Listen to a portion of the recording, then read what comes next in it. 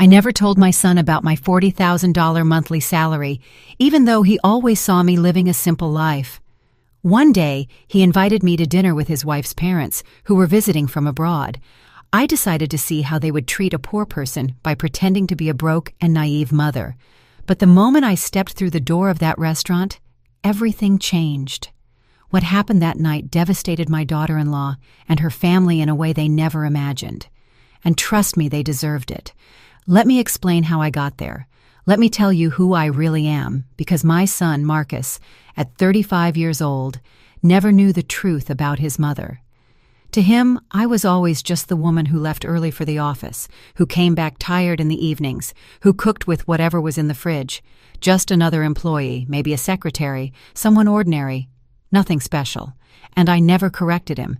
I never told him that I earned $40,000 every month, that I had been a senior executive at a multinational corporation for almost 20 years, signing million-dollar contracts and making decisions that affected thousands of people. Why tell him?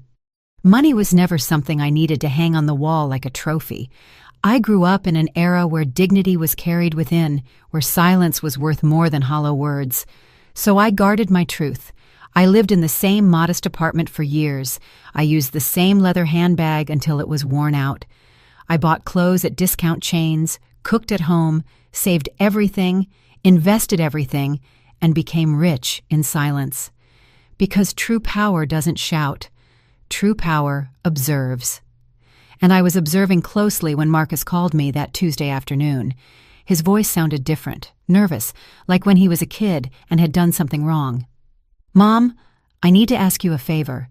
Simone's parents are visiting from overseas. It's their first time here. They want to meet you. We're having dinner on Saturday at a restaurant. Please, come." Something in his tone made me uncomfortable. It wasn't the voice of a son inviting his mother. It was the voice of someone asking not to be embarrassed, to fit in, to make a good impression. "Do they know anything about me?" I asked calmly. There was a silence. Then Marcus stammered, "I told them you work in an office, that you live alone, that you're simple, that you don't have much." There it was, the word simple, as if my entire life could be contained in that miserable adjective, as if I were a problem he needed to apologize for. I took a deep, deep breath. "Okay, Marcus, I'll be there." I hung up and looked around my living room. Old but comfortable furniture, walls without expensive artwork, a small TV, nothing that would impress anyone. And at that moment, I decided. If my son thought I was a poor woman, if his wife's parents were coming ready to judge, then I would give them exactly what they expected to see. I would pretend to be broke, naive, and desperate. A mother barely surviving. I wanted to feel firsthand how they treated someone who had nothing. I wanted to see their true faces because I suspected something. I suspected Simone and her family were the type of people who measured others by their bank accounts, and my instinct never fails. Saturday arrived. I dressed in the worst outfit I owned. A light gray, shapeless, wrinkled dress, the kind they sell at a thrift store. Old, worn-out shoes, no jewelry, not even a watch. I grabbed a faded canvas tote bag, pulled my hair back into a messy ponytail, and looked in the mirror. I looked like a woman broken by life, forgettable, perfect. I got into a taxi and gave the address, a high-end restaurant in the most exclusive part of the city, the kind where the menu doesn't list prices, where each table setting costs more than the average person's monthly salary. As we drove, I felt something strange, a mix of anticipation and sadness. Anticipation because I knew something big was coming. Sadness because a part of me still hoped I was wrong. I hoped they would treat me well, that they would be kind, that they would look past the old clothes. But the other part, the one that had worked 40 years among corporate sharks, that part knew exactly what was waiting for me. The taxi stopped in front of the restaurant. Warm lights, a doorman in white gloves, elegant people entering. I paid, stepped out, took a deep breath, crossed the threshold, and there they were. Marcus was standing next to a long table near the windows. He wore a dark suit, a white shirt, and shiny shoes. He looked anxious. Beside him was Simone, my daughter-in-law. She wore a tailored cream dress with gold accents, high heels, her perfectly straight hair falling over her shoulders. She looked impeccable, as always. But she wasn't looking at me. She was looking towards the entrance with a tense, almost embarrassed expression. And then I saw them, Simone's parents, already seated at the table, waiting like royalty on their thrones. The mother, Veronica, wore a fitted emerald green dress, full of sequins, jewels on her neck, wrists, and fingers. Her dark hair was pulled back in an elegant bun. She had that cold, calculated type of beauty that intimidates. Beside her was Franklin, her husband, an immaculate gray suit, a giant watch on his wrist, a serious expression. Both looked like they had stepped out of a luxury magazine.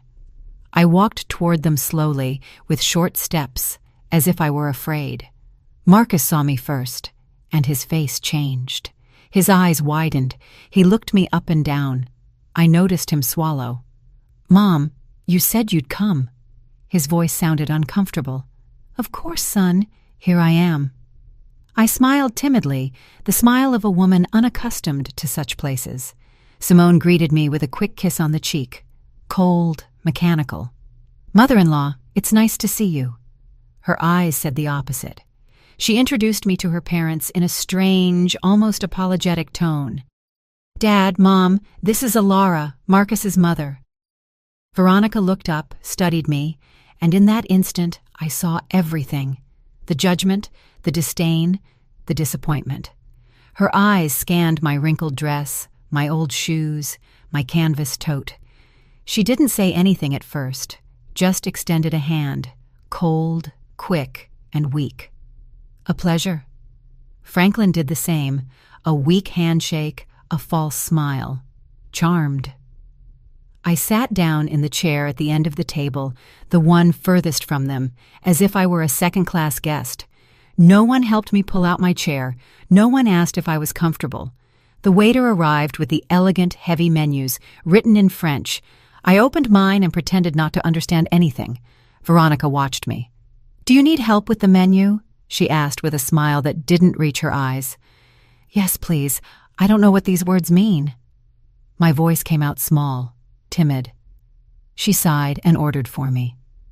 "Something simple," she said. "Something that doesn't cost too much. We don't want to overdo it." The phrase hung in the air. Franklin nodded. Marcus looked away. Simone played with her napkin. No one said anything, and I just watched. Veronica started talking first about general things, the journey from abroad, how tiring the flight was, how different everything was here.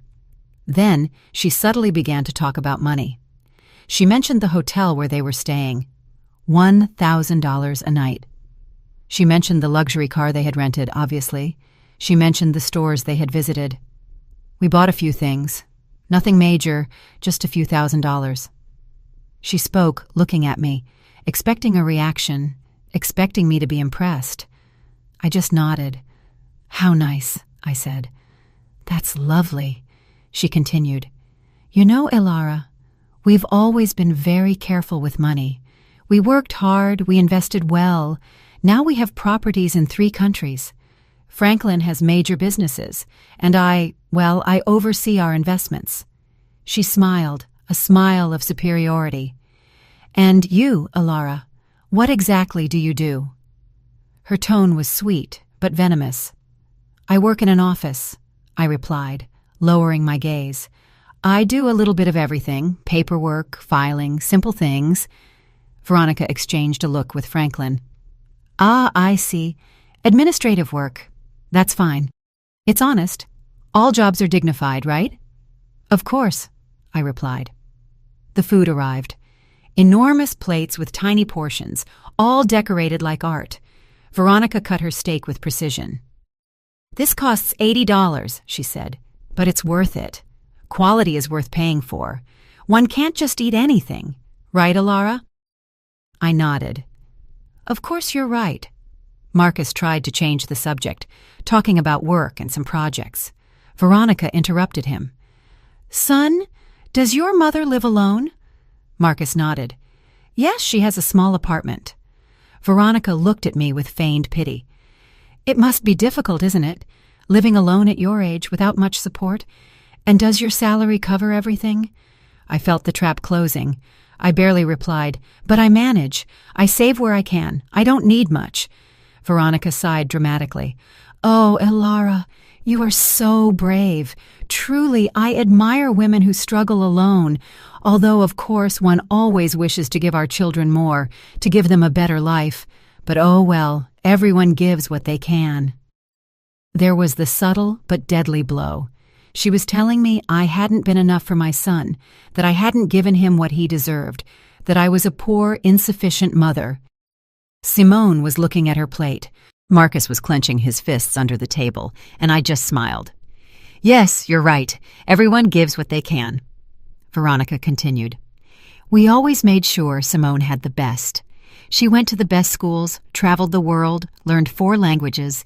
Now she has an excellent job, earns very well. And when she married Marcus, well, we helped them quite a bit. We gave them money for the down payment on the house. We paid for their honeymoon because that's just who we are. We believe in supporting our children. She looked at me intently. And you, Elara, were you able to help Marcus with anything when they got married? The question floated like a sharp knife. Not much, I replied. I gave them what I could, a small gift. Veronica smiled. How sweet. Every detail counts, right? The amount doesn't matter. The intention is what's important. And right then, I felt the rage begin to stir within me. The rage wasn't explosive. It was cold, controlled, like a river under ice. I breathed slowly, kept the timid smile, and let Veronica keep talking, because that's what people like her do. They talk, they inflate themselves, they show off, and the more they talk, the more they reveal themselves, the more they expose the emptiness inside. Veronica took a sip of her glass of red, expensive wine, swirling it in her hand as if she were an expert. This wine is from an exclusive region in France. It costs $200 a bottle, but when you know quality, you don't skimp. Do you drink wine, Elara? Only on special occasions, I replied, and usually the cheapest one. I don't understand much about these things. Veronica smiled condescendingly. Oh, don't worry. Not everyone has a trained palate. That comes with experience, with travel, with education. Franklin and I have visited vineyards in Europe, South America, and California. We are quite knowledgeable. Franklin nodded. It's a hobby, something we enjoy. Simone is learning too. She has good taste. She inherited it from us. He looked at Simone with pride. Simone offered a weak smile. Thanks, Mom. Veronica turned to me. And you, Elara? Do you have any hobbies? Anything you enjoy doing in your free time? I shrugged. I watch television, cook, walk in the park. Simple things. Veronica and Franklin exchanged another look, a look loaded with meaning, with silent judgment. How lovely, Veronica said. Simple things have their charm too. Although, of course, one always aspires to more, right? To see the world, to experience new things, to grow culturally. But, well, I understand not everyone has those opportunities. I nodded. You're right. Not everyone has those opportunities. The waiter arrived with dessert, tiny portions of something that looked like edible art. Veronica ordered the most expensive one. $30 for a piece of cake the size of a cookie. This is delicious, she said after the first bite. It has edible gold on top. See those little golden flakes? It's a detail only the best restaurants offer. I ate my dessert, simpler, cheaper, in silence. Veronica continued. You know, Elara, I think it's important that we talk about something as a family, now that we are all here. She looked up. Her expression changed, becoming serious, falsely maternal. Marcus is our son-in-law, and we love him very much. Simone loves him, and we respect that decision. But as parents, we always want the best for our daughter. Marcus tensed up. Mom, I don't think this is the time. Veronica raised her hand. Let me finish, son. This is important. She looked at me. Elara, I understand you did the best you could with Marcus. I know raising him alone wasn't easy, and I truly respect you for that. But now Marcus is at another stage in his life. He is married, he has responsibilities, and well, Simone and he deserve to have stability. Stability? I asked softly. Yes, Veronica replied. Financial, emotional stability. We have helped a lot and we will continue to help, but we also believe it's important that Marcus doesn't have unnecessary burdens. Her tone was clear. She was calling me a burden, me, his mother-in-law. Simone was looking at her plate as if she wanted to disappear. Marcus had his jaw clenched. Burdens? I repeated. Veronica sighed. I don't want to sound harsh, Alara, but at your age, living alone with a limited salary, it's natural for Marcus to worry about you, to feel that he must take care of you, and that's fine. He is a good son. But we don't want that worry to affect his marriage. Do you understand me? Perfectly, I replied. Veronica smiled. I'm glad you understand. That's why we wanted to talk to you. Franklin and I have thought about something. She paused dramatically. We could help you financially, give you a small monthly allowance, something that allows you to live more comfortably without Marcus having to worry so much. Obviously, it would be modest. We can't work miracles, but it would be a support. I remained silent, watching her, waiting. She continued, and in exchange, we would only ask you to respect Marcus and Simone's space. Not to seek them out so much, not to pressure them, to give them the freedom to build their life together without interference. How does that sound? There was the offer, the bribe disguised as charity. They wanted to buy me off. They wanted to pay me to disappear from my son's life, so I wouldn't be a nuisance, so I wouldn't embarrass their precious daughter with my poverty. Marcus exploded. Mom, that's enough! You don't have to— Veronica interrupted him. Marcus, calm down. We're talking like adults. Your mother understands, right, Alara? I picked up my napkin, calmly wiped my lips, took a sip of water, and let the silence grow. Everyone was looking at me. Veronica with expectation, Franklin with arrogance, Simone with shame, Marcus with desperation. And then I spoke. My voice came out differently. It was no longer timid. It was no longer small. It was firm, clear, and cold. That's an interesting offer, Veronica. Truly, very generous of you. Veronica smiled victoriously. I'm glad you see it that way. I nodded. But I have a few questions, just to understand clearly. Veronica blinked. Of course, ask whatever you like. I leaned forward slightly. How much exactly would you consider a modest monthly allowance? Veronica hesitated. Well, we were thinking about $500, maybe $700, depending. I nodded. I see. $700 a month for me to disappear from my son's life. Veronica frowned. I wouldn't put it like that, but yes. I responded. That is exactly how you put it. She adjusted in her chair. Alara, I don't want you to misunderstand. We just want to help. Of course, I said. Help. How did you help with the house down payment? How much was that? Veronica nodded proudly. $40,000. Actually, $40,000. Ah, $40,000. How generous. And the honeymoon? $15,000, Veronica said. It was a 3-week trip through Europe. Incredible. Unbelievable, I replied. So you've invested about $55,000 in Marcus and Simone. Veronica smiled. Well, when you love your children, you don't hold back. I nodded slowly. You're right. When you love your children, you don't hold back. But tell me something, Veronica. All that investment, all that money, did it buy you anything? Veronica blinked, confused. Like, did it buy you respect? I continued. Did it buy you real love? Or did it just buy obedience? The atmosphere changed. Veronica stopped smiling. Excuse me. My tone became sharper. You've spent the entire night talking about money, about how much things cost, how much you spent, how much you have.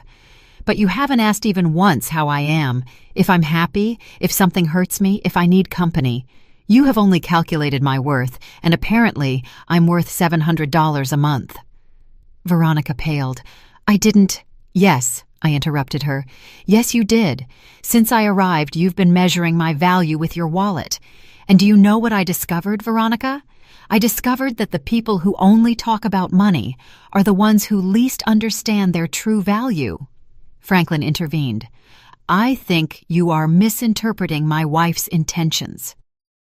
I looked at him directly. And what are her intentions? To treat me with pity? To humiliate me throughout dinner? To offer me alms so I'd vanish? Franklin opened his mouth but said nothing. Marcus was pale. Mom, please. I looked at him. No, Marcus, please don't. I'm done being quiet. I placed the napkin on the table. I leaned back in my chair. There was no more timidity in my posture, no more shrinking. I looked Veronica directly in the eyes. She held my gaze for a second, then quickly looked away, uncomfortable. Something had changed, and she felt it. Everyone felt it. Veronica, you said something very interesting a moment ago. You said you admire women who struggle alone, who are brave. Veronica nodded slowly. Yes, I did. Then, let me ask you something. Have you ever struggled alone? Have you ever worked without your husband backing you? Have you ever built something with your own 2 hands without your family's money? Veronica stammered. I have my own achievements. Like what? I asked with genuine curiosity. Tell me. Veronica adjusted her hair. I manage our investments. I oversee properties. I make important decisions in our businesses. I nodded. Businesses your husband built, properties you bought together, investments made with the money he generated, or am I wrong? Franklin intervened, annoyed. That's not fair. My wife works just as hard as I do. Of course, I replied calmly. I don't doubt she works. But there is a difference between managing money that already exists and creating it from scratch, between overseeing an empire you inherited and building it brick by brick, don't you think? Veronica pressed her lips together. I don't know where you are going with this, Ilara. Let me explain, I replied. 40 years ago, I was 23 years old. I was a secretary in a small company. I earned minimum wage. I lived in a rented room. I ate the cheapest food I could find, and I was alone, completely alone. Marcus stared at me. I had never told him this in such detail. I continued. One day, I got pregnant. The father disappeared. My family turned their backs on me. I had to decide whether to keep going or give up. I chose to keep going. I worked until the last day of my pregnancy. I went back to work 2 weeks after Marcus was born. A neighbor took care of him during the day. I worked 12 hours a day. I paused and drank some water. No one spoke. I didn't stay a secretary. I studied at night. I took courses. I learned English at the public library. I learned accounting, finance, administration. I became an expert in things no one taught me, all on my own, all while raising a child alone, all while paying rent, food, medicine, and clothes. Veronica was staring at her plate.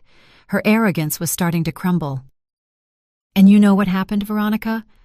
I climbed up little by little, from secretary to assistant, from assistant to coordinator, from coordinator to manager, from manager to director. It took me 20 years of non-stop work, of sacrifices you can't even imagine. But I did it. And do you know how much I earn now? I asked. Veronica shook her head. $40,000 a month. The silence was absolute, as if someone had hit a pause button on the universe. Marcus dropped his fork. Simone's eyes went wide. Franklin frowned in disbelief, and Veronica froze, her mouth slightly open. $40,000, I repeated. Every month, for almost 20 years, that's almost $10 million in gross income over my career. Not counting investments, not counting bonuses, not counting company stock. Veronica blinked several times. No, I don't understand. You earn $40,000 a month? That's right, I replied calmly. I am the regional director of operations for a multinational corporation. I oversee 5 countries. I manage budgets of hundreds of millions of dollars. I make decisions that affect more than 10,000 employees. I sign contracts that you couldn't read without lawyers, and I do it every day. Marcus was pale. Mom, why did you never tell me? I looked at him tenderly. Because you didn't need to know, son. Because I wanted you to grow up valuing effort, not money. Because I wanted you to become a person, not an heir. Because money corrupts, and I wasn't going to let it corrupt you. But then, Simone whispered, why do you live in that small apartment? Why do you wear simple clothes? Why don't you drive a luxury car? I smiled. Because I don't need to impress anyone. Because true wealth isn't shown off. Because I learned that the more you have, the less you need to prove it. I looked at Veronica. That's why I came dressed like this tonight. That's why I pretended to be poor. That's why I acted like a broken, naive woman. I wanted to see how you would treat me if you thought I had nothing. I wanted to see your true colors. And boy, did I see them, Veronica. I saw them perfectly. Veronica was red with shame, rage, and humiliation. This is ridiculous. If you earned so much money, we would know. Marcus would know. Why would he believe you are poor? Because I let him, I replied. Because I never talked about my job. Because I live simply. Because the money I earn, I invest, I save, I multiply. I don't spend it on flashy jewelry or showing off in expensive restaurants. Franklin cleared his throat. Even so, this doesn't change the fact that you were rude, that you misinterpreted our intentions. Really? I looked at him fixedly. I misinterpreted when you said I was a burden to Marcus? I misinterpreted when you offered to pay me $700 to disappear from his life? I misinterpreted every condescending comment about my clothes, my job, my life? Franklin didn't answer. Neither did Veronica. I stood up. Everyone looked at me.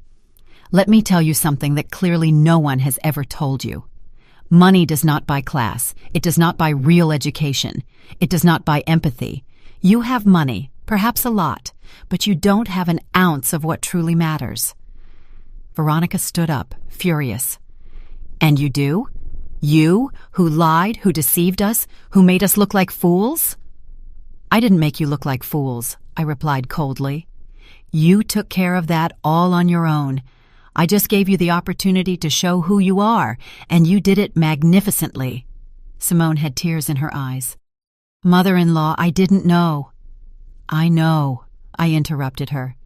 You didn't know, but your parents knew exactly what they were doing. They knew they were humiliating me, and they enjoyed it until they discovered that the poor woman they scorned has more money than they do. And now they don't know what to do with that information. Veronica trembled. You have no right. I have every right, I replied, because I am your son-in-law's mother, because I deserve respect, not because of my money, not because of my job, but because I am a human being, something you forgot throughout this entire dinner. Marcus stood up. Mom, please, let's go. I looked at him. Not yet, son. I'm not finished yet. I looked at Veronica one last time. You offered to help me with $700 a month.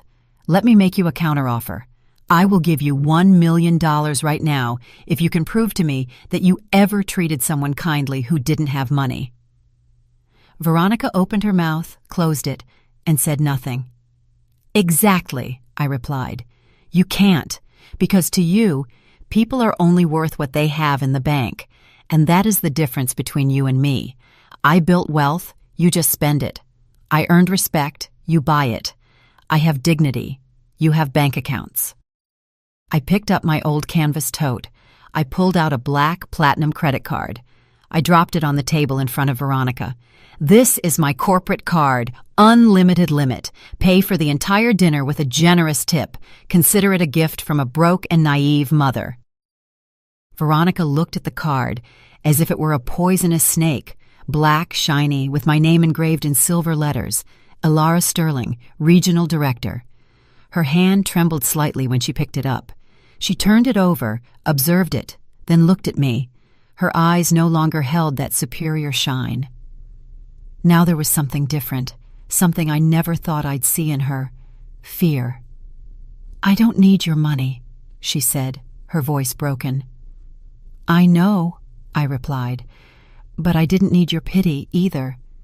And yet, you offered it to me throughout the entire dinner, so take it as a gesture of courtesy or good manners, something you clearly didn't learn despite all your travels through Europe. Franklin gently hit the table. "Enough. This is out of control. You are disrespecting us." "Respect?" I repeated. "How interesting that you use that word now. Where was your respect when your wife asked if my salary was enough to live on? Where was it when she suggested I was a burden to my son? Where was it when she offered to buy me off so I'd disappear?" Franklin clenched his jaw. "Veronica just wanted to help." I corrected her. Veronica wanted to control. She wanted to ensure that the poor mother wouldn't ruin her daughter's perfect image. She wanted to eliminate the weak link in the chain. The problem is, she chose the wrong link. I looked at Simone. Her head was bowed, her hands in her lap, trembling. "Simone," I said softly. She looked up. Tears were streaming down her cheeks. "I'm sorry," she whispered. "I'm so sorry. I didn't know that my parents—" "Don't finish that sentence," I interrupted her. "Because you did know. Maybe you didn't know about my money, but you knew how your parents are. You know how they treat people they consider inferior, and you did nothing to stop them." Simone sobbed. "I wanted to say something, but they are my parents." "I know," I replied. "And Marcus is my son. And yet I let him make his own decisions. I let him choose his life, his wife, his path, because that is how you love, with freedom, not with control, not with money, not with manipulation." Marcus came closer to me. "Mom, forgive me. Please forgive me for never asking, for assuming, for thinking you were—" His voice cracked. I hugged him. "You don't have to apologize, son. I did what I did for a reason. I wanted you to be independent, to value the right things, not to depend on me financially, to build your own life. But you made me feel like I had to protect you," Marcus said, "that I had to worry about you, that you were fragile." "I know," I replied. "And it wasn't wrong that you thought that, because that's how you learn to care, to worry about others, to be empathetic. Those are lessons money can't buy." Marcus hugged me tightly. "I'm sorry. I'm so sorry." Veronica was still standing, rigid, watching the scene with a mixture of confusion and contained rage. "This doesn't change anything," she finally said. "You lied. You deceived us. You came here with hidden intentions. You acted in bad faith." "That's true," I nodded. "I acted. I pretended to be something I'm not. Exactly what you do every day." "What is that supposed to mean?" Franklin asked. "It means that you hide behind your money, behind your jewels, behind your trips, behind everything you can buy, but inside you are empty. You don't have deep conversations. You don't have real interests. You have nothing to offer beyond a bank account." Veronica gave a dry, bitter laugh. "Coming from someone who lied all night, that's hypocrisy." "Perhaps," I replied, "but my lie exposed the truth, your truth, and now you can't hide. Now you know that I saw you, that I felt every comment, that I stored every insult disguised as advice, and that I will never forget it." The waiter timidly approached. "Excuse me, would you like anything else?" Franklin shook his head abruptly. "Just the check." The waiter nodded and disappeared. Veronica sat back down, defeated. Her posture was no longer elegant. It was the posture of someone who had just lost something important, and it wasn't money, it was power. "Elara," she said, in a softer, less aggressive voice, "I don't want this to ruin the relationship between our families. Marcus and Simone love each other. They have a life together. We can't let this—" I interrupted her. "Let this what? Let this ruin your plans? Let this expose what you really think? It's too late for that, Veronica. The damage is done. But we can fix it," she insisted. "We can start over." "No," I cut her off firmly. "We can't, because now I know who you are, and you know who I am. And that truth cannot be erased with empty apologies or fake smiles. You treated me like trash, and you did it with pleasure because you thought you could." Franklin cleared his throat. "You were the one who came here lying. You provoked this situation."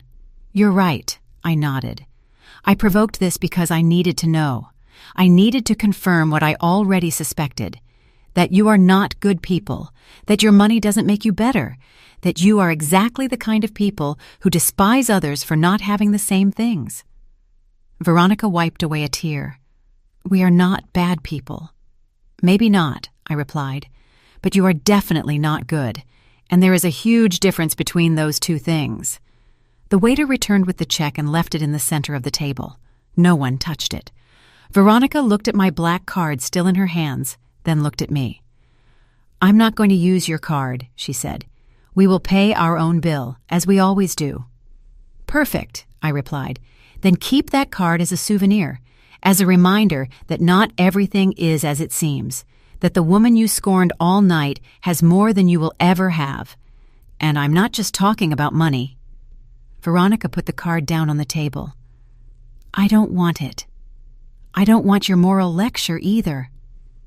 I pushed it back toward her. Keep it anyway, because something tells me you'll need it.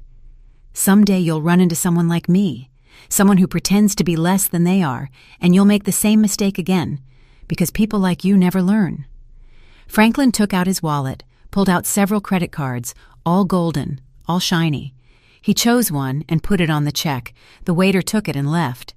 No one spoke during those waiting minutes. The silence was thick, uncomfortable, and heavy. Simone cried quietly. Marcus held my hand. Veronica stared at the wall. Franklin checked his phone to avoid eye contact. The waiter returned. Sir, your card was declined.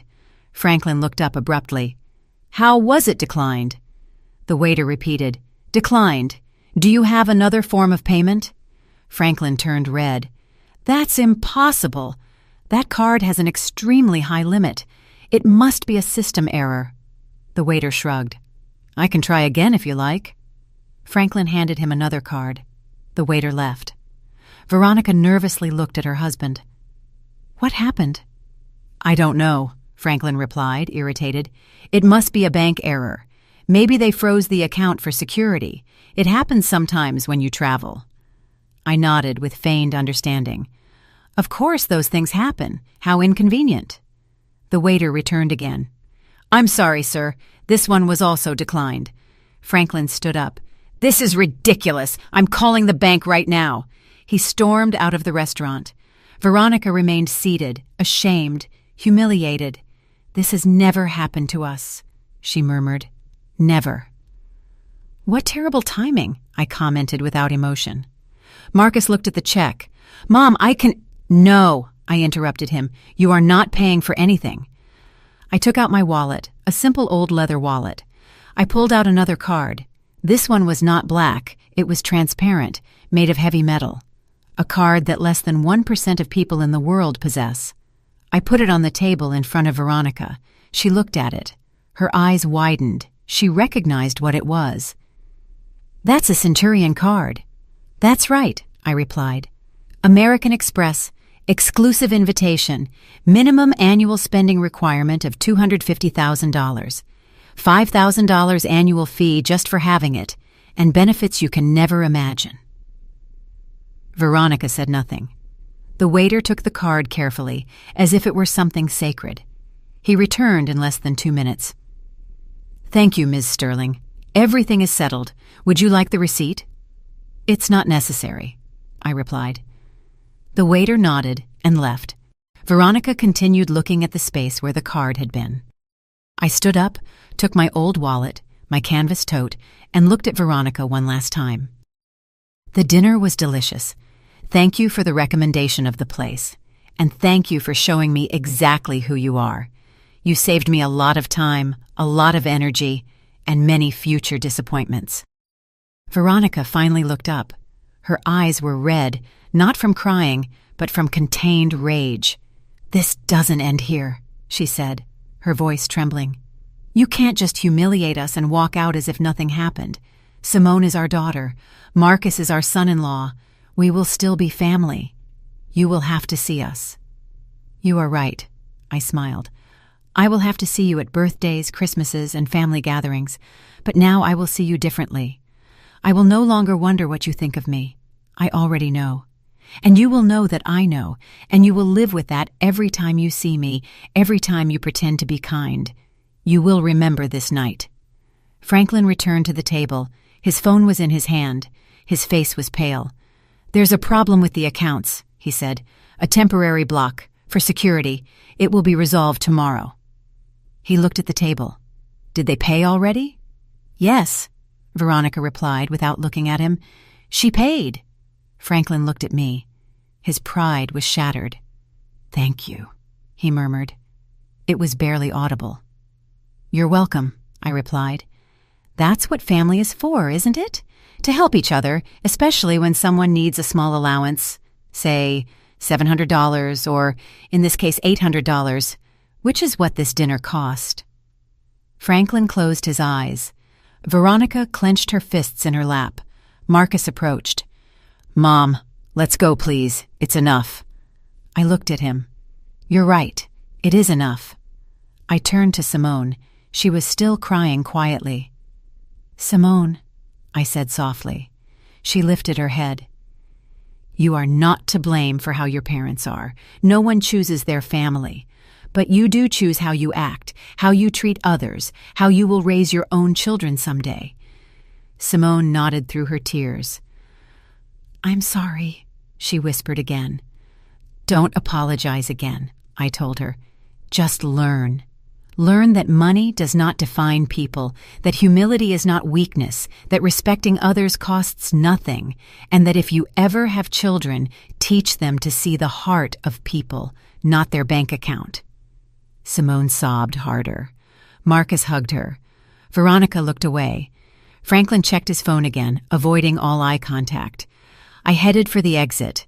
I took a few steps, then stopped and turned around one last time. "Ah, Veronica, one more thing." She looked at me. "Do you remember when you said you speak 4 languages?" Veronica frowned. "What does that have to do with anything?" "Just curious," I replied. "In which of those 4 languages did you learn to be kind? Because clearly it wasn't in any of them." Veronica opened her mouth, but no words came out. "Exactly," I said. "You can speak 100 different languages and still not say anything worth listening to." I walked out of the restaurant. Marcus walked beside me. The fresh night air hit my face. I breathed deeply. I felt as if a huge weight had been lifted off me. Not a physical weight, but an emotional one. The weight of pretending, of tolerating, of keeping silent. Marcus took my arm. "Mom, are you okay?" "Perfectly fine," I replied. "Better than ever. And you, Marcus?" Marcus sighed. "I don't know. I'm processing everything." "I can't believe you never told me about your job, about your money, about everything you accomplished." I stopped and looked him in the eyes. "Does it bother you?" He quickly shook his head. "No, of course not. I'm proud, incredibly proud. But I also feel foolish, blind." "You are not foolish," I told him. "You simply saw what I wanted you to see. And I did it on purpose because I needed you to grow up without depending on me, without feeling you had an economic safety net waiting for you. I needed you to fight, to work, to value everything you achieved on your own." Marcus nodded. "I understand. But now I also understand why you never complained, why you never asked for help, why you always seemed so calm, because you needed nothing." I smiled. "I needed many things, son. Only none of them could be bought with money. I needed to see you grow up, see you become a good man, see you make the right decisions." "And I achieved that, even marrying Simone?" he asked in a weak voice. "Even marrying Simone," I replied. "She is not her parents. She can learn. She can change. But that depends on her and on you, on how you build your relationship, on what values you choose to follow." Marcus remained silent, processing, thinking. A taxi stopped in front of us. I had called for a rideshare as we left. I opened the door. Marcus stopped me. "Mom, can I ask you something?" "Of course." "Why did you do it? Why did you come pretending to be poor? Why didn't you just tell them the truth from the beginning?" I closed the taxi door. I turned to him. "Because I needed to know, son. I needed to confirm if my suspicions were correct, if Simone's family was really as I imagined. And unfortunately, I was right." Marcus lowered his gaze. "I'm sorry." You don't have to apologize for them, I told him. But you do have to decide what kind of husband you want to be, what kind of father you want to be someday. What do you mean? He asked. I mean that you have just seen two very different ways of handling money and power. Your in-laws' way and mine. They use it to control, to humiliate, to feel superior. I use it to have freedom, to help without showing off, to live peacefully.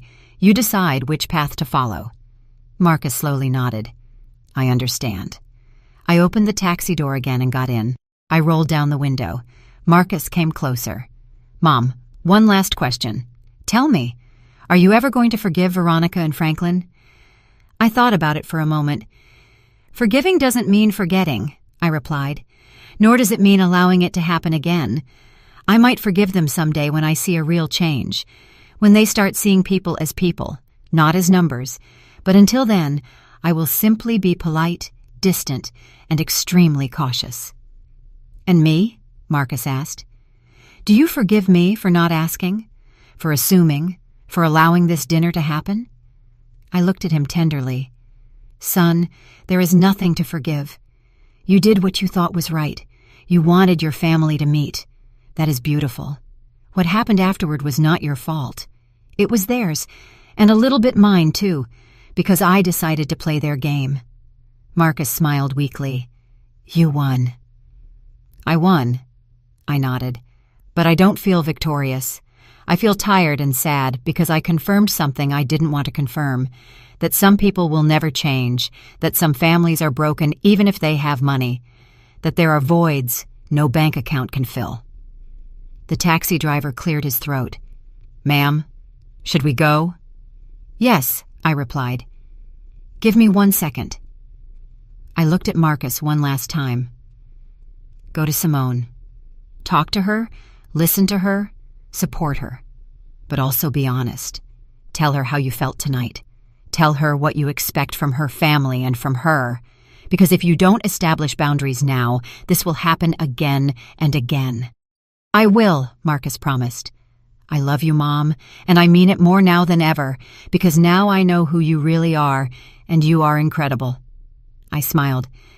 I love you too, son. I always have. I always will, no matter how much money I have or don't have, because love has no price, and that is a lesson Veronica and Franklin will never learn. Marcus stepped away from the taxi. I gave a signal to the driver. Can we go? The taxi started. I looked out the window. I saw Marcus walking back toward the restaurant, his shoulders slumped, thoughtful. He was probably going back to find Simone, to face his in-laws, to have difficult conversations. And I felt proud, because that meant he was maturing, he was learning, he was choosing to be better than the example he had just witnessed. The taxi sped through the city's illuminated streets. I closed my eyes and thought about everything that had happened, every word, every look, every moment of tension, and I wondered if I had done the right thing, if I had been too harsh, too cruel, too vengeful. But then I remembered every disguised insult, every condescending comment, every look of disdain, and I knew that no, I hadn't been too anything, I had simply been honest. Finally, the taxi was crossing the empty streets of the night.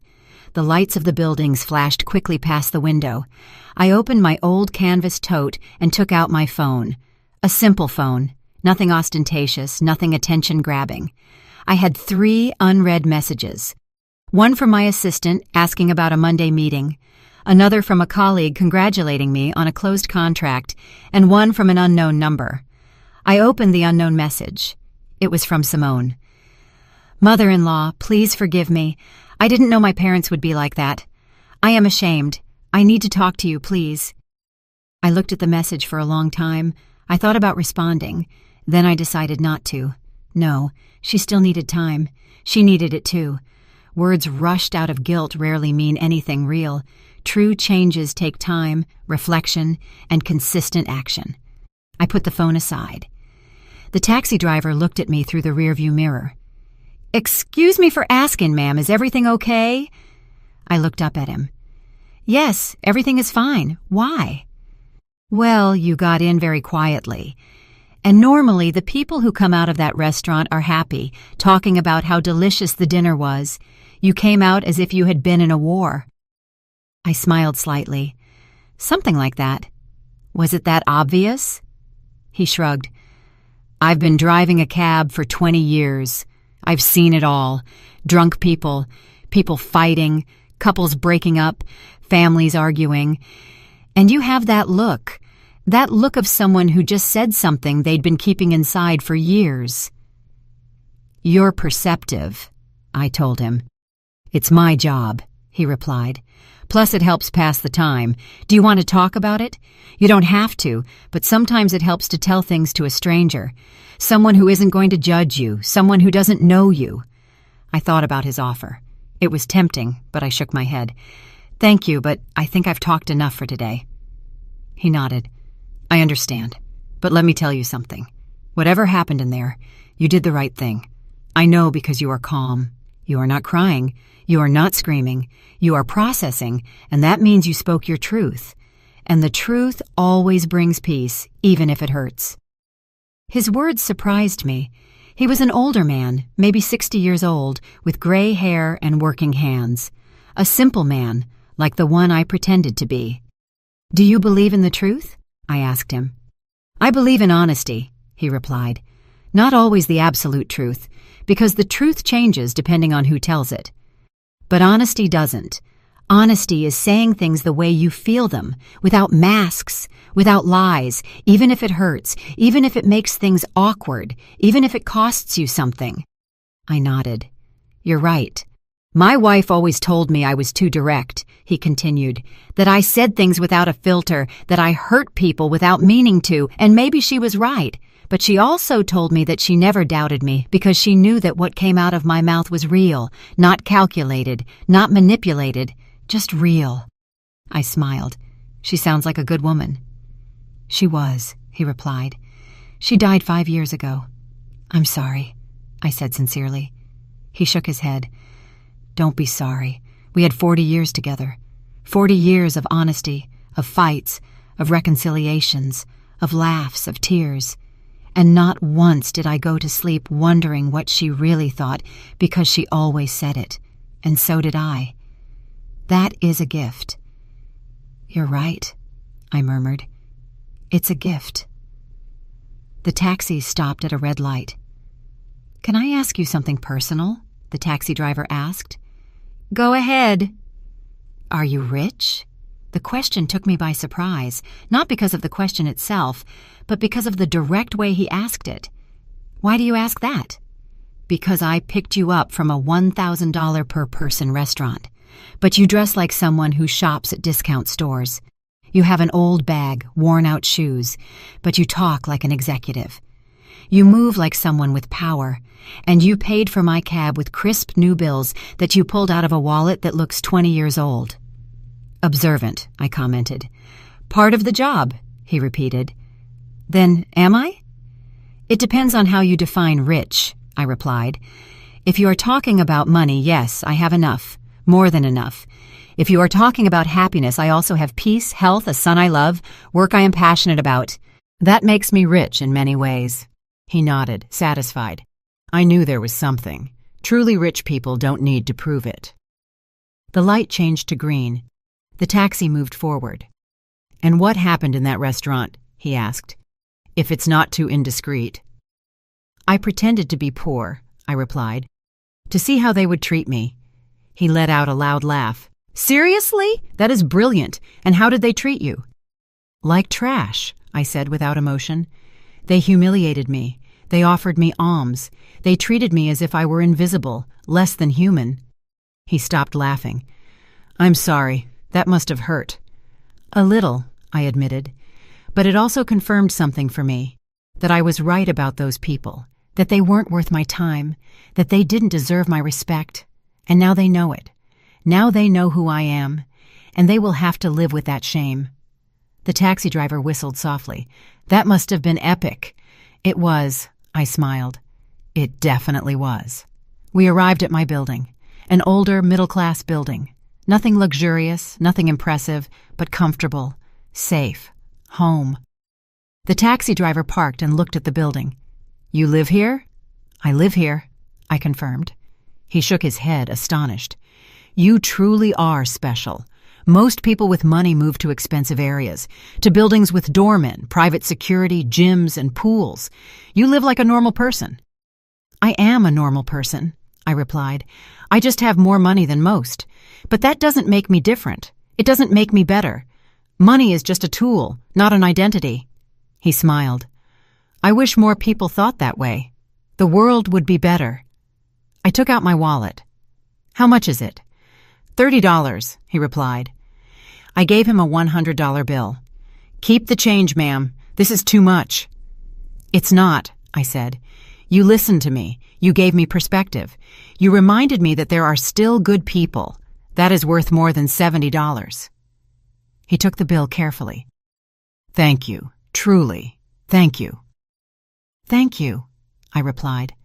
"And take care of that honesty. It's rare. It's valuable. Don't lose it." "I won't," he promised. I got out of the taxi, closed the door. He rolled down the window. "Ma'am, one last thing. Tell me. Whatever happened tonight, don't regret it. Don't feel sorry, because people like you, the people who speak the truth, even if it hurts, are the ones who change the world. Little by little, one conversation at a time." I smiled. "Thank you. I will remember that." The taxi drove away. I stood in front of my building, looking up at my 5th-floor window. The light was off, dark, silent, waiting for me. I entered the building and walked up the stairs. I never used the elevator. I preferred to walk, to stay active. I reached my door. I took out my keys, the same keys I had had for 15 years. I opened the door. The apartment was cold, empty. I turned on the light. Everything was in its place. The simple living room, the small kitchen, the dining room with mismatched chairs, the walls without expensive artwork. And I felt at peace because this place was mine, truly mine, not bought to impress, not decorated to show off, simply a space where I could be myself, without masks, without pretensions.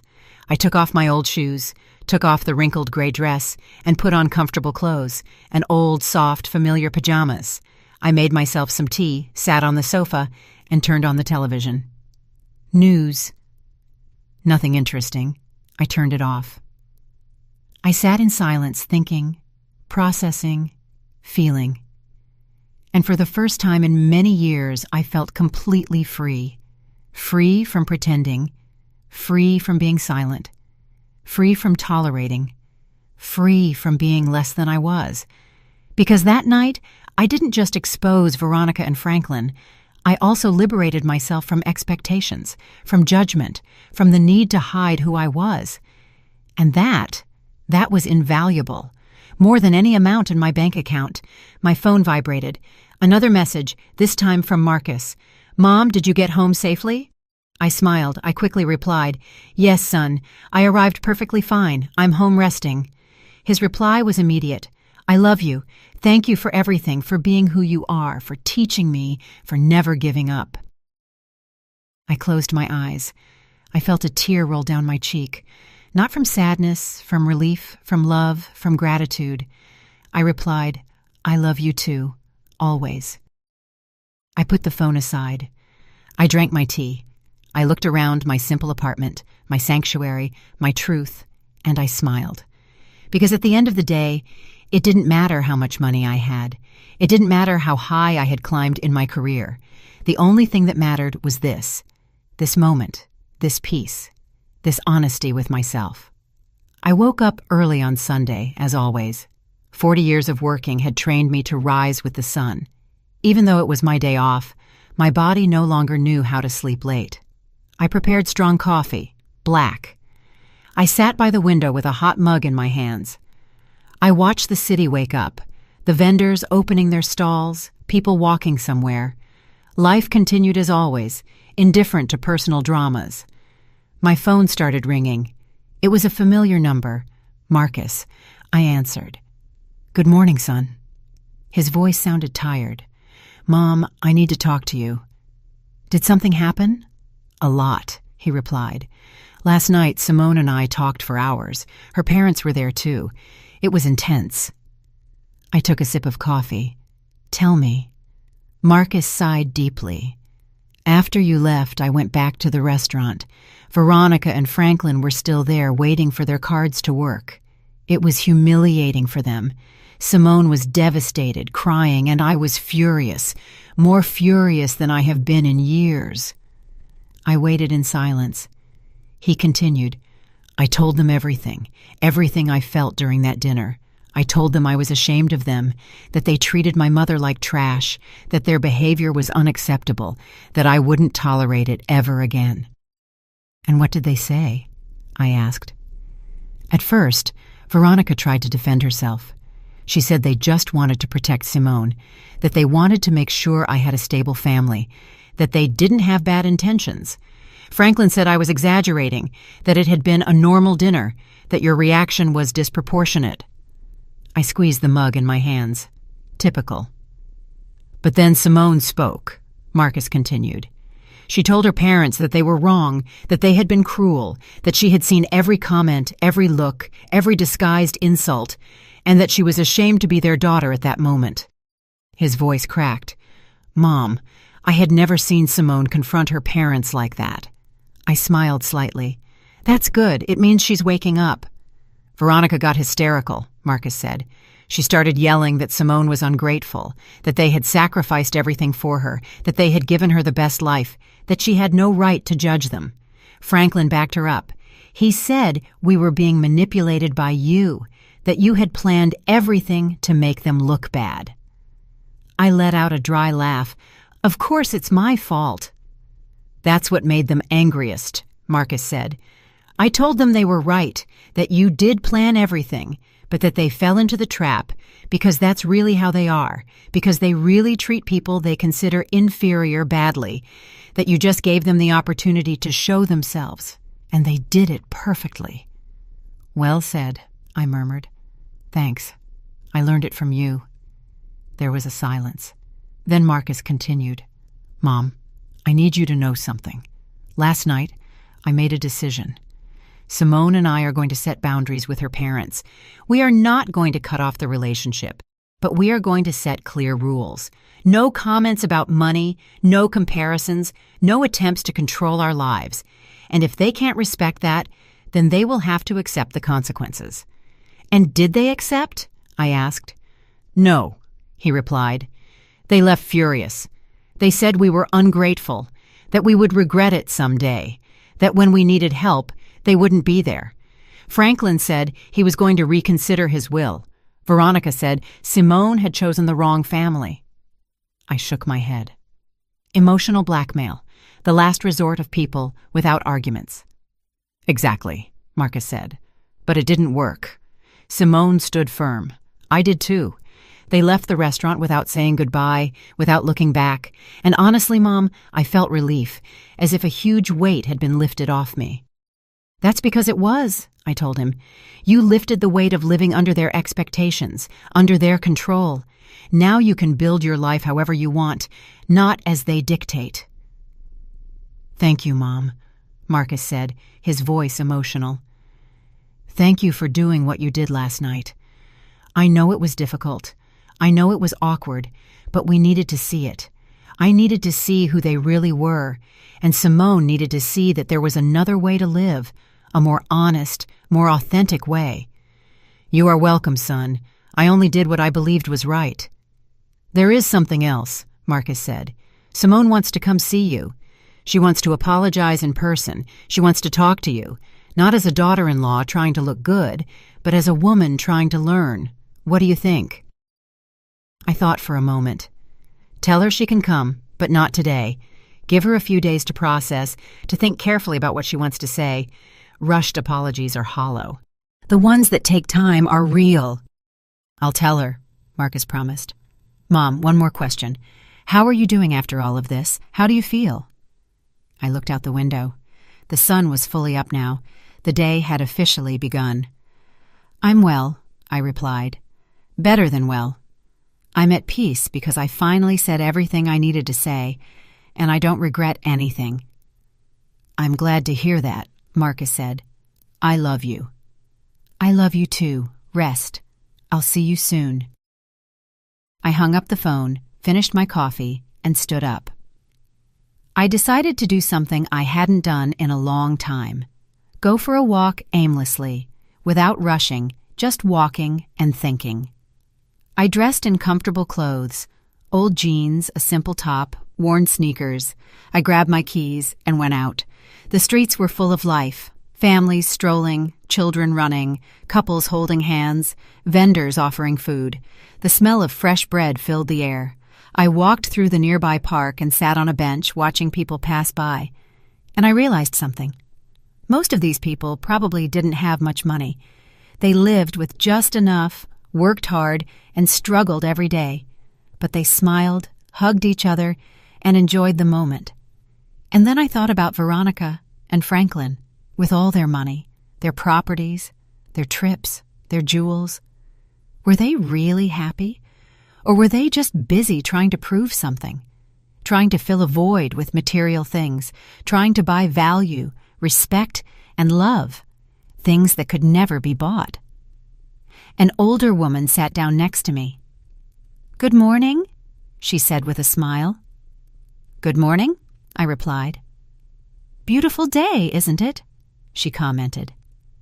"Very beautiful," I nodded. She took bread from her bag and started feeding the pigeons. "I come here every Sunday," she said. "It's my moment of peace before the week gets crazy again." "I understand that," I said. "I needed a moment of peace, too." "Difficult week?" she asked. "Something like that," I replied. "More like a difficult night." She nodded wisely. "Sometimes a single night can change everything." "You're right," I murmured.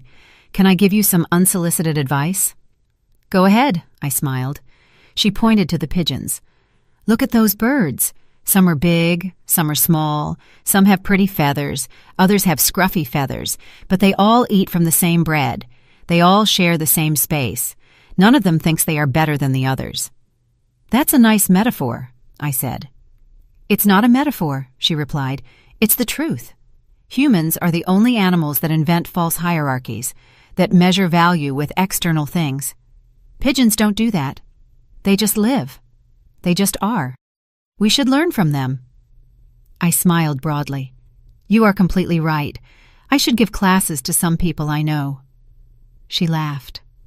"Oh, child, at my age, I don't give classes. I just observe and share what I see. But most people don't listen. They are too busy running, buying, competing, forgetting that in the end, we all end up in the same place. With or without money, with or without jewels, with or without properties. We all end up turning into dust." "How philosophical," I commented. "How realistic," she corrected. "I have lived 82 years. I have seen it all, and I can tell you something. The most miserable people I met were the ones who had the most, because it was never enough. They always wanted more. They always competed. They always compared. And they died without having truly lived, without having truly loved, without having truly been."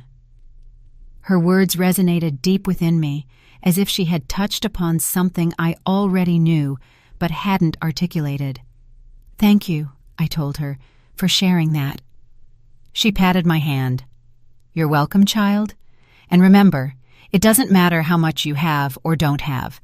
What matters is how you treat others, because that is what remains. That is what transcends. That is the only inheritance worth having." She slowly stood up, put her empty bag away, and waved goodbye. "Have a beautiful Sunday." "You too," I replied. I watched her walk away, a small woman, hunched with age, wearing old clothes and worn shoes, but with more wisdom than all the Veronicas and Franklins in the world combined.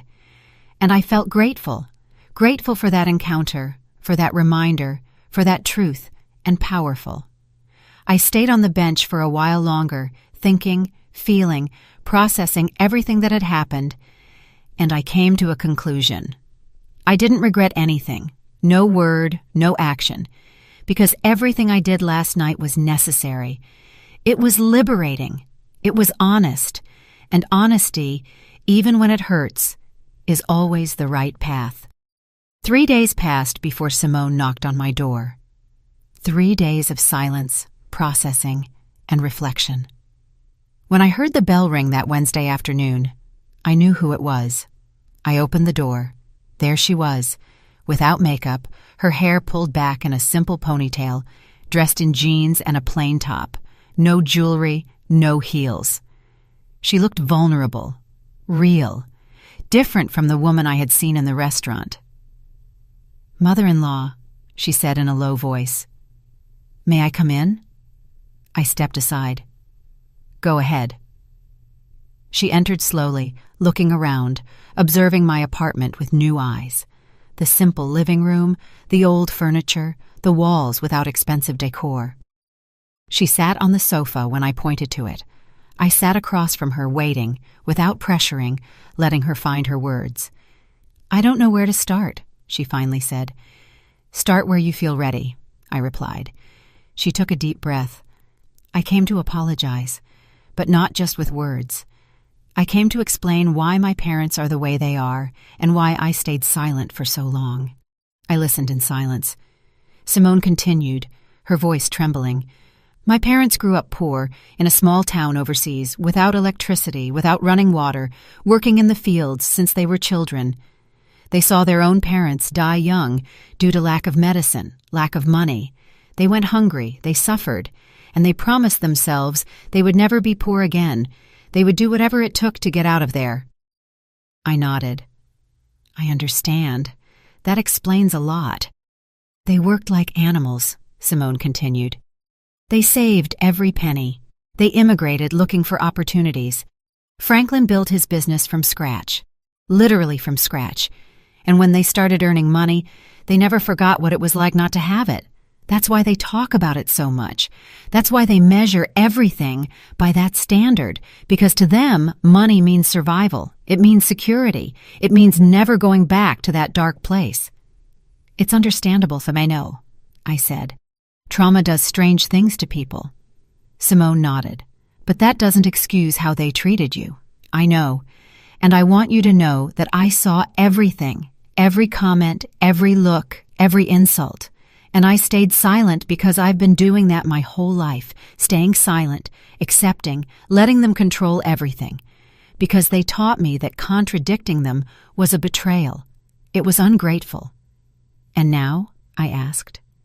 "Now I understand I was wrong," she replied. "That love is not control. That family is not blind obedience. That I can love them and still not agree with them. Marcus helped me see it. You helped me see it.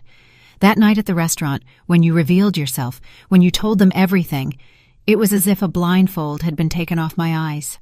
Simone wiped her tears. "I always knew something was wrong. I always felt that the way they measured people was incorrect. But I convinced myself that it was me, that I was too sensitive, that I didn't understand the world. But you showed me that no, there is another way to live. A way where money does not define your worth, where humility is strength, where authenticity is wealth." I took a sip of water. "Simone, I didn't come that night to change you. I came to protect myself, to know who I was dealing with." "I know," she replied, "and I thank you for that, because your brutal honesty saved me. It saved me from becoming my mother, from perpetuating that cycle, from teaching my future children that people are valued by what they have. I don't want that. I don't want to be that." "And your parents?" I asked.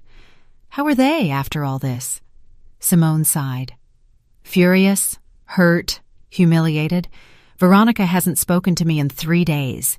Franklin sent me a message saying I had disappointed him, that I had chosen strangers over my own blood, that I would regret it someday." She paused. "And you know what's strange? I don't feel bad. I feel free." "That's good," I said. "It means you made the right decision." Simone nodded. "Marcus and I set boundaries. We told them they can be a part of our lives, but only if they respect us, if they respect our decisions, if they stop trying to control us with money or emotional blackmail. And if they can't do that, then they will have to accept a distant relationship." "How did they take that?" I asked. "Badly," Simone replied. "Veronica said we were ungrateful, that they had sacrificed everything for me. Franklin threatened to disinherit me, to cut off all financial aid, as if that were the only thing we cared about, as if our love for them depended on their money. And that's when I realized they really believe that. They really think their value is in their wallet." "It's sad," I commented. "Very sad," Simone agreed, "because they have so much and enjoy nothing. They just accumulate, compete, show off, but they never stop to ask themselves if they are happy, if they have peace, if they have real connections with people. They just count their properties and feel victorious, while inside they are empty." She was silent for a moment, then she looked at me directly. "Mother-in-law, I want to ask you for something. Tell me. I want to learn from you. I want you to teach me how to live with dignity, how to be rich without needing to prove it, how to have peace in the midst of chaos, how to be strong without being cruel, because that night I saw something in you that I never saw in my parents. I saw class. I saw real power. I saw a woman who didn't need to shout to be heard." I smiled tenderly. "Simone, I can't teach you that. That is learned by living, by making mistakes, by falling, by getting up. The only thing I can do is share my experience and tell you that the path is not easy. You will face criticism, judgment, people who won't understand why you live differently. But if you stay true to yourself, if you live according to your values, you will find peace, and that peace is worth more than any amount of money." "I want to try," Simone said. "I want to be better, not just for Marcus, but for me, because I deserve to live without that constant pressure, without that need to impress, without that fear of not being enough." "Then do it," I told her, "but don't do it all at once. Do it little by little. Start by questioning your habits, your purchases, your motivations. Ask yourself before every decision, is this for me or for others? Does this bring me peace or just appearance?" Simone nodded, taking mental notes. "And my parents? Do you think they will ever change?" I looked at her with honesty. "I don't know. Change requires you to recognize a problem, and they don't believe they have one. They believe the world is wrong, that people are ungrateful, that they are victims. Until they see that, change is not possible. But you can change. You can break the cycle." "I will," she promised, "with Marcus's help. And I hope with your guidance, too." "You don't need my guidance," I replied. "You just need your internal compass. That voice that tells you what is right and what is wrong. That voice you silenced for years to please your parents. Listen to it. Trust it. Follow it." Simone wiped away the last tears. "Thank you, mother-in-law, for everything. For your patience, for your honesty, for not giving up on us." "There is nothing to thank me for," I said. "Just promise me one thing. When you have children, teach them the value of people, not the price. Teach them empathy, humility, and kindness. Things that don't cost money, but are worth everything." "I promise," Simone said firmly. "I promise with all my heart."